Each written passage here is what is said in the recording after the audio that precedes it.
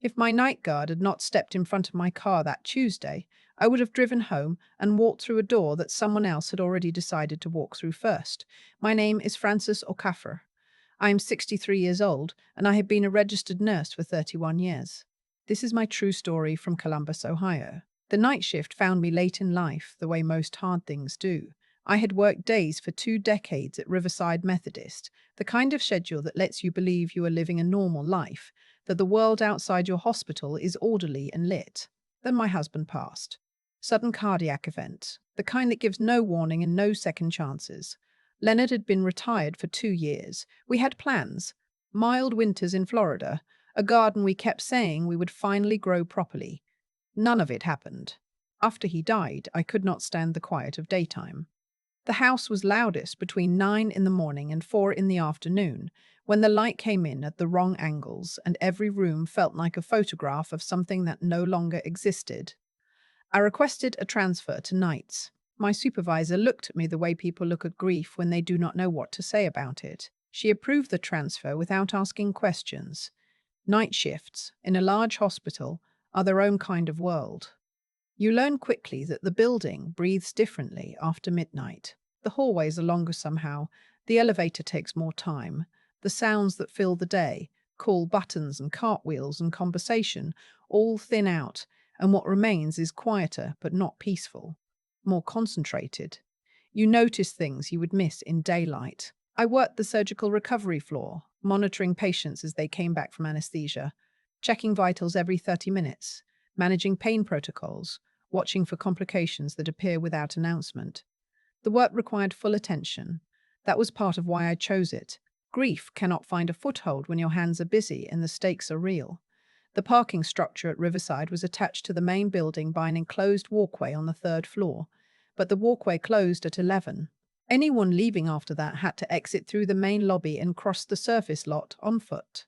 About 140 yards of open pavement, lit by overhead lights spaced too far apart. In winter, that walk was something I did not look forward to. Columbus in January is a particular kind of cold, not dramatic, just persistent and mean. That was how I first paid attention to the security guard who worked the lobby overnight. His name was Raymond Satter, but he went by Ray, and he corrected anyone who did not know the difference with a patience that suggested he had long since stopped being annoyed by it. He was 54, stocky in the way men get when they have done physical work their whole lives, with a grey beard he kept trimmed close, and hands that looked like they had repaired more things than they had ever broken. He had been at Riverside for 6 years. Night coverage, lobby, and lower-level corridor. Same post, same hours, 5 nights a week. The first thing I noticed about Ray was that he always ate alone, and usually not at all. The hospital cafeteria ran a reduced service between midnight and 4, mostly vending supplements, and a hot station that offered 2 options. Most overnight staff cycled through during break. Ray did not. He stayed at his post the way people stay somewhere when they have nowhere better to be, not because the rules required it. Because movement requires energy, and energy requires a reason. I started leaving food for him by accident. That sounds strange, but it is true. The cafeteria had started offering a rotating hot plate special around 1 in the morning, something the kitchen manager had introduced to keep overnight staff from eating out of machines. One night in October, they made a chicken and rice dish that reminded me so precisely of something Leonard used to make on Sundays that I bought 2 plates before I understood why. I stood in the cafeteria holding both of them and felt foolish and sad at the same time. I could not eat both. I could not throw one away, so I carried the second plate to the lobby and set it on the counter beside Ray with a plastic fork and a paper napkin. He looked at it the way you look at something when you are not sure if it is real. I told him I bought one too many by mistake. He thanked me and ate it standing up before I reached the elevator. After that, it was not an accident. I started checking what was on the hot plate before my break. If it was something that traveled well, I bought 2. Some nights I brought things from home. A thermos of soup on the coldest nights, cornbread wrapped in foil. Once, a full portion of sweet potato pie that my neighbor had brought over in the excessive way neighbors do when they feel helpless about widowhood. Ray thanked me each time with the same quiet economy. No performance, no prolonged sentiment, just a nod that meant something. It felt like being understood without explanation. Over the months, we talked the way people talk when conversation is not the point. A few sentences before I crossed the parking lot. A question or two when I came back in after forgetting my keys. He asked once how long I had been at Riverside. I told him 11 years. He asked if I ever thought about days. I told him days were too quiet now. He nodded again, that same weighted nod, and said nothing more because nothing more was necessary. I learned his history in pieces. Ray had worked construction management for 18 years, structural inspections, site safety, project coordination for a mid-sized contractor out of Dayton. He had been good at it, the kind of good that comes from caring about the details rather than just the deadline. Then the company he worked for landed a federal contract, and somewhere in the process of scaling up faster than their processes could handle, shortcuts were taken on a project in Westerville, a partial collapse. 3 workers injured, one critically. Ray had signed off on an inspection report 2 days before. He had flagged concerns in his internal notes. He had raised them verbally in a team meeting. He had not escalated formally because his supervisor told him to finish the report and let management handle the structural questions. The investigation cleared him of direct liability. It did not restore his career. The contractor settled quietly. The company dissolved its Ohio division. Ray spent 2 years trying to find work in his field before accepting that the industry had moved on without him. He retrained. He took the security licensing course because it was affordable and fast, and because hospital work felt like a place where attention to detail still mattered. He'd been doing it since. He mentioned his daughter once, somewhere around November. She lived in Indianapolis. They were not close. He said it plainly, the way he said most things, without packaging it in explanation. She had been in high school during the collapse, during the investigation, during the years when her father stopped being the person she had learned to expect. Distance had grown in the way distance grows when it is never directly addressed. By the time both parties noticed it, it had become the shape of the relationship. I did not push. I recognized that kind of loss. The kind that does not announce itself as loss because the person is still alive and technically reachable, just gone in the ways that count. By December, I had started to feel something I could not immediately name. Not fear, not quite. More like the low persistent awareness of something being slightly wrong. Not dramatic. Just a friction in the ordinary. It started with a car. There was a silver sedan, older model, parked on the street adjacent to my neighborhood 2 mornings in a row when I came home from my shift. Columbus is a city where cars sit for days. I told myself that. Then I noticed it a third time. Same spot, same position. And something about the angle of it felt deliberate, like it was facing a direction that gave a clear view of my driveway. I mentioned it to no one. The week after, I found my mailbox open when I came home. I was nearly certain I had closed it. The mail inside had not been touched, but it had shifted in the way paper shifts when hands have moved through it. Then, one morning in early January, I realized my backyard motion light had not come on when I walked to my car. The bulb was fine. I checked it. The sensor had been turned manually to face away from the yard. It pointed now toward the fence. It would not have detected anyone approaching from the back gate. I stood in the cold holding my coat closed and looking at that sensor for a long time. I still did not tell anyone. I have thought about why many times since. I think it was because naming it made it real, and I was not ready for the particular kind of fear that comes with being a woman alone in a house that is no longer fully yours in your mind. The night everything changed was the second Tuesday of February. I finished my shift at 7 in the morning, which is unusual. A coverage shortage had extended me through the end of the day cycle, and I did not leave the floor until nearly 7:15. The parking lot was fuller than I was used to, daytime staff arriving as I walked out. I was exhausted in the flat, complete way that long shifts produce, the kind where your thoughts stop having edges. Ray was finishing his own shift when I came through the lobby. He was at the sign-out station near the front desk, writing something in the logbook. He looked up when I walked past. I said good morning. He said good morning back. I pushed through the front doors. I was halfway to my car when I heard him behind me. He was not running. He was walking with purpose, which from Ray meant something was wrong without being said. Francis. He said my name once. I turned. He stopped a few feet away. He looked the way he looked when he was deciding something. I had learned to recognize that look. He did not speak quickly, I need to show you something, he said. Before you go. I almost said I was too tired. I almost kept walking. 7 months of small kindnesses and quiet conversation were the only reason I did not. We stood beside my car. He took out his phone and opened the notes application. The screen was full of text, dates, and times formatted the way someone formats things when they are trying to keep a clear record. 3 weeks earlier, he told me, a man had come into the lobby during his shift, claimed he was picking up a patient. Ray had asked for the patient name. The man gave one. Ray had called upstairs. No patient by that name. The man left without argument, too easily. Ray noted the time, the description, the partial plate number he had caught on the man's car. The following week, the same man came back. Different story this time, said he was there to see HR about an application. HR was not in the building after 6. Ray asked him to wait while he confirmed. The man left again. Same car. Ray had the full plate by then.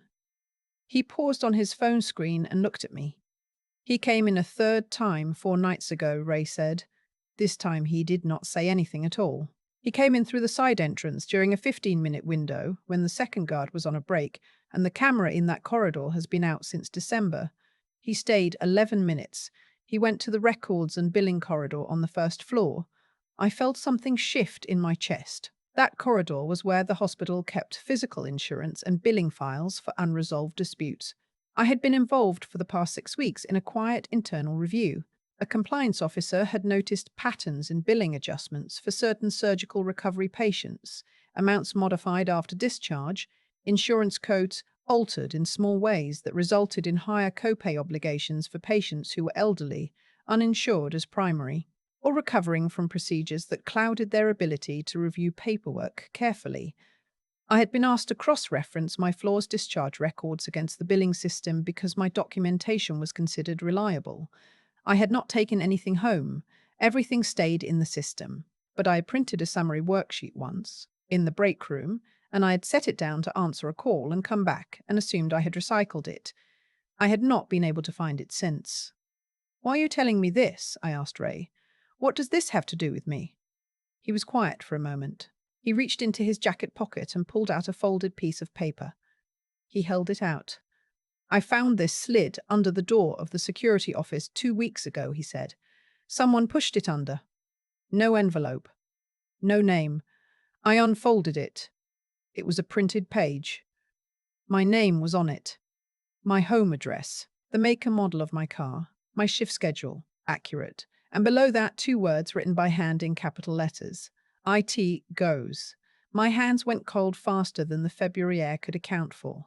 I looked up at Ray. He was watching me the way he watched everything, steadily, without editorializing. He did not try to tell me how to feel. He did not say everything was fine. He said, I have been watching him for 3 weeks. I did not come to you sooner because I was not certain. Now I am certain, and I am not letting you leave this parking lot alone. We sat in my car for 20 minutes while he told me the rest. The man with the partial plate had a name by then. Ray had run the full plate through a contact at the county clerk's office, a retired officer he had known for years from his construction days. The name came back to a man who had filed 3 separate complaints against Riverside Memorial in the past 4 years. All 3 involved billing disputes. One had escalated to a formal grievance with the state insurance commissioner. The grievance had been dismissed after the hospital submitted its records. Those records had been prepared by the billing office in that first floor corridor. His name was Dennis Kraft. He was 58. He had been fighting a bill for his wife's surgical recovery care since 2021. She had passed the following year. The bill had gone to collections. His credit had been destroyed. He had lost the house they owned together in Clintonville to a forced sale 18 months after her funeral. He had been watching me, Ray said, because my name appeared in 2 internal documents that had been improperly filed in a public-facing section of the hospital's online portal for approximately 11 days before the error was caught. An IT audit had flagged it. The documents were removed, but not before someone had found them. Someone who was already looking. I stared through the windshield at the parking lot, at the ordinary Tuesday morning of it. Cars pulling in, a maintenance worker with a cart crossing to the far entrance, Everything normal looking in the way things look normal just before they are not. He thinks I have something that can help him, I said. Ray nodded. Or he thinks you have something that can stop him. Either way, he has been building toward something. That note was a warning, and the motion sensor in your yard means he has already been to your property. The sensor. I had told no one about the sensor. I had not even told Ray. How did you know about the sensor? I asked. His jaw tightened slightly. Because the same night he came through our side entrance, I followed him when he left. Not close, just far enough. He drove to your street. I watched him park. I watched him walk around to the back of your house.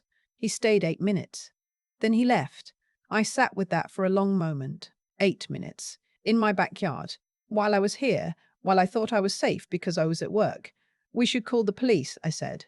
Yes, Ray said, and we should call the compliance officer at this hospital. And we should do both of those things right now, before you go anywhere. I pulled out my phone, then I put it down. I looked at him. You have been watching out for me for 3 weeks, I said, without telling me. He looked at the steering wheel. I told myself I was not certain enough. He paused. That is the same thing I told myself in Westerville, and I have carried that ever since. He looked back at me. I was not going to carry it again. The police came to the hospital. We sat in a conference room off the main lobby, myself and Ray and 2 officers, one of whom left halfway through to make calls and did not come back for 40 minutes. When she returned, her expression had changed in the way expressions change when something has been confirmed. Dennis Kraft had a record. Not violence, not yet. Harassment charges filed by a Riverside billing employee in 2022 that had been reduced and settled. A restraining order from an insurance adjuster in the same dispute that had expired the previous spring. And a storage unit in Worthington, rented 8 months ago, that his landlord had recently reported concerns about, after noticing the smell of developing chemicals. Old photographic developing chemicals, the kind used to print photographs from film, the officers requested and received an emergency warrant. In the storage unit they found printed photographs of my house, the front, the back gate, my car in the driveway, my front porch with the light on and then with the light off, documenting the timing of when I went to sleep, notes written in a composition notebook, a list of dates when he had been to my street, a second list labeled contact plan with 3 columns, approach, document, confirm. My name was at the top of the confirm column with a date next to it. That date was 4 days away. He was taken into custody that afternoon at a diner in Grandview Heights where he ate lunch every Tuesday. He did not resist. He looked smaller than his file, the way people sometimes do when the weight of what they have been carrying finally meets the weight of consequence. The hospital opened a full investigation into the billing irregularities the following week. A compliance audit confirmed systematic manipulation of post-surgical billing codes over a period of nearly 4 years. 2 billing supervisors were placed on administrative leave pending a deeper review. The Insurance Commissioner's Office reopened the grievance Dennis Kraft had filed in 2021, and 3 similar complaints from other patients were located and consolidated. His wife's case was among them. The numbers were not large in the way people imagine when they think of financial crimes. A few $100s here, a copay adjustment there, but across dozens of patients over 4 years, it accumulated. And for people already managing illness and loss, those amounts were not small. They were the difference between keeping a house and losing it, between a bill you could manage and one that followed you into grief. I testified at the preliminary hearing. I told what I knew about the billing patterns, about the worksheet I had lost, about the motion sensor, about the note. I kept my voice even because that is something nursing teaches you. How to remain present in situations where the most useful thing you can do is not collapse. Dennis Kraft did not look at me during my testimony. I looked at him anyway. I understood something about why he had done what he did, even if understanding it did not make it excusable. The system had taken something from him, and no one had been held responsible, and his anger had nowhere to go except toward the first name he found. That is not justice. That is just how grief without accountability sometimes turns. The charges were serious: criminal menacing, stalking, unlawful trespass, tampering with property. The billing fraud charges came separately and reached further up the chain. He pled guilty on the stalking charges in exchange for cooperation on the billing case. The sentence involved time served, supervised probation, mandatory counseling, and a no contact order that covered the hospital, my address, and three other individuals. It was not the outcome that matched the fear. It rarely is. But the Billingford case moved forward in ways that mattered to people who had needed someone to finally look at it carefully. And that felt like something worth having been part of, even if I would not have chosen the way it found me. Ray and I kept our routine after that, but it changed in the way things change when they have been tested. I still brought food on the nights when there was something worth bringing. He still received it with that nod that asked nothing in return. But we talked more, not constantly, not in the way that fills silence to avoid it, just more. He told me more about the collapse in Westerville, about the worker who had been critically injured, a 27-year-old man named, and here Ray paused because he still knew the name and still carried it, a young man who had eventually recovered but who Ray had never reached out to in the years since because he did not know what he would say. I told him that the reaching out was not about having the right words, that it rarely was. He listened to that the way he listened to everything useful. In March, his daughter called him. She had seen a local news segment about the hospital case. His name had appeared briefly in connection with the initial tip that led to the investigation. She had not expected to see it. She told him she was glad he was okay. It was not reconciliation, not in the way movies require reconciliation to look. It was a door that had been sealed for years, opening just slightly in the way a window opens when the pressure changes, enough to let something through. He told me about it the next Tuesday, not with emotion, just with the particular stillness of someone who has received something they had stopped expecting. I told him I was glad. He said he was too. I still work nights. I'm 63 years old, and I have no plans to stop until my body or my mind makes the decision for me. The hospital installed updated lighting in the parking lot in April, improved the camera coverage in the first floor corridors, and hired a second overnight security officer to eliminate the coverage gap that had existed for years without anyone treating it as the problem it was. Small practical changes.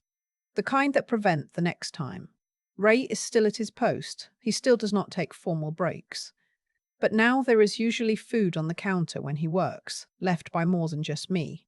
Word travels in hospitals. People notice when someone looks out for others without requiring recognition for it. Some mornings, before I cross the lot, we stand in the lobby entrance for a few minutes in the particular quiet that exists between night and day in a building that never truly sleeps. We do not always talk. Sometimes it is just two people standing in the same light, knowing what they know, being glad the story ended the way it did. I think often about what would have happened if I had walked to my car that Tuesday morning and not turned back. If Ray had decided once more that he was not certain enough, if the space between noticing and acting had stayed empty the way it had stayed empty in Westerville, the way it stays empty for most people most of the time, because action requires you to believe that what you see is real, and that you are allowed to respond to it. I gave my night guard dinner for 7 months without expecting anything except the quiet satisfaction of not wasting good food, and maybe making one long shift a little more human. And he paid attention because of it. Because when someone treats you like you matter, you start to act like someone whose attention matters. That is not a theory. That is what happened. I am not a person who believes in tidy lessons. 31 years of nursing has made me suspicious of conclusions that arrive too cleanly. But I know this. Kindness is not passive. It does not sit and wait for the world to deserve it. Kindness is a form of attention, and attention is a form of protection. Not always, not magically, but more often than we account for, and more concretely than we admit. The woman who started bringing her night guard food because she had bought one plate too many by accident did not know she was doing anything significant. She was only trying to get through the shift without losing herself entirely to the quiet. But she was seen, and she saw in return. And that was enough. Where are you watching from tonight? Tell me your city in the comments. And tell me, has a small act of kindness ever changed something in your life in a way you did not expect? I have thought about the chain of it many times, not as something mystical, just as cause and effect, the way cause and effect actually works when you trace it back far enough to see the shape. I was lonely. That is where it starts. Leonard died, and I moved to nights because daytime was too loud with his absence, and somewhere in that grief, I bought an extra plate of food because a dish from the cafeteria reminded me of his Sunday cooking, and I did not want to throw it away, and Ray was standing there. That is the whole origin of it. Loneliness and a cafeteria plate of chicken and rice. What I did not know then is that when you treat someone like they are worth seeing, you change what they are willing to do, not immediately, not with any announcement. But slowly, something in a person recalibrates when they are regularly reminded that their presence matters to another human being. Ray had been at that post for 6 years. He had been careful and observant for 6 years. But I think there is a difference between doing your job and doing it for someone. He had no one to do it for, until a grieving nurse started leaving food on his counter without asking for anything back. And Ray had his own chain. Westerville was still in him, that young worker, that unsigned escalation report, those years of carrying the weight of having seen something and not acted on it loudly enough. That kind of history does not disappear. It either makes you smaller or it makes you more determined not to repeat itself. For Ray, it had made him into someone who watched, who recorded, who did not let uncertainty become an excuse for a second time. When he saw Dennis Kraft in that lobby, he did not dismiss it. He logged it. When Dennis came back a second time, he logged it again. When the note appeared under the security office door with my name and address on it, he did not hand it to administration and consider his duty fulfilled. He sat on it and watched and waited until he was certain. And then he stepped in front of my car on a Tuesday morning and said my name. That is what integrity actually looks like when it is not performing for an audience. It is unglamorous and procedural, and it involves a lot of nights of writing things down in a notes app that no one asked you to keep. What I keep returning to is this. Neither of us did anything extraordinary. I fed a man who looked hungry. He paid attention to something that looked wrong. Those are small things. They are the size of a Tuesday. But small things done consistently and honestly have a weight that accumulates. And sometimes that accumulated weight is the exact thing standing between you and a door you should not open. I think about what I would tell the woman I was 7 months before that February morning. The woman who bought an extra plate by accident and felt foolish standing in the cafeteria holding it. I would tell her that the impulse to not waste a good thing, to turn toward another person instead of away, is worth following even when you cannot see why. Not because the universe rewards it, not because anything is guaranteed, but because that impulse is intelligence. It is your nervous system telling you that connection is not a luxury. It is infrastructure. It is what holds things up. Dennis Kraft lost his wife. He lost his house. He lost 4 years fighting a system that had quietly cheated him and then closed its records and moved on. His anger was not irrational. His choices were. There is a difference, and holding that difference matters, because understanding how someone arrives at a dark place is not the same as excusing what they do when they get there. What I know is that the billing fraud he had been trying to expose for years turned out to be real. The irregularities I had been quietly documenting were real. And in the end, the truth he had been carrying alone finally had a record behind it. That is not a clean ending, but it is a real one. I fed Ray because I was lonely and I did not want to waste good food. He watched over me because someone had finally made him feel like a person whose attention was worth something. And between those two small, ordinary human things, a door that was supposed to open for the wrong reasons stayed closed. That is enough of a lesson for me.